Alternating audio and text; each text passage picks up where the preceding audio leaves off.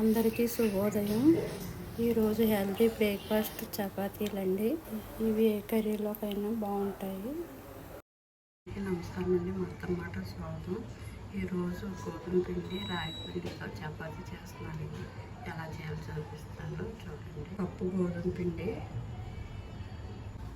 ఒక కప్పు రాగి పిండి అండి, నువ్వులు, చేసుకున్న పాలకూర ఆకులండి, కొంచెం ఆయిల్ అండి,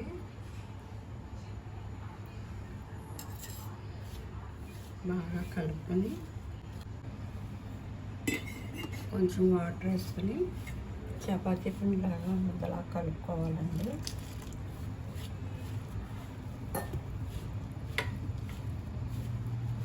నాకు కలుపుకొని 10 నిమిషాలు నాననివ్వాలండి. మూత పెట్టి కట్టుకొని 10 నిమిషాలు నాననివ్వాలి.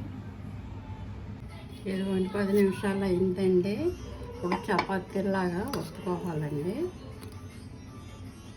చపాతీలా చేసుకోవాలి.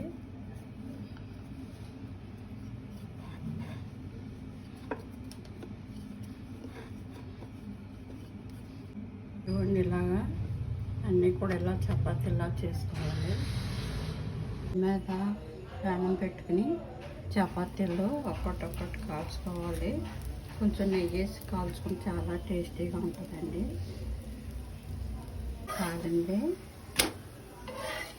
తీసేస్తాను. ఇలాగే అన్నీ కూడా ఇలా కాల్చుకోవాలి. అన్ని చపాతీలు రెడీ అయిపోయినాయి. మెత్తగా దూదులా చాలా బాగా వచ్చినాయండి. రాగి పిండితో చపాతీలు పిల్లలకి హెల్తీ ఫుడ్ కదండి. దీంట్లో ఏ కర్రీలోకైనా బాగుంటాయండి ఈ చపాతీలు. ఒకసారి ట్రై చేసి చూడండి. నేను బంగాళదుంప ఇగురు పెట్టానండి. ఇందులో వేసుకుని తింటే చాలా టేస్టీగా ఉంది. పిల్లలకి హెల్తీ ఫుడ్ అండి. ఒకసారి ట్రై చేసి చూడండి.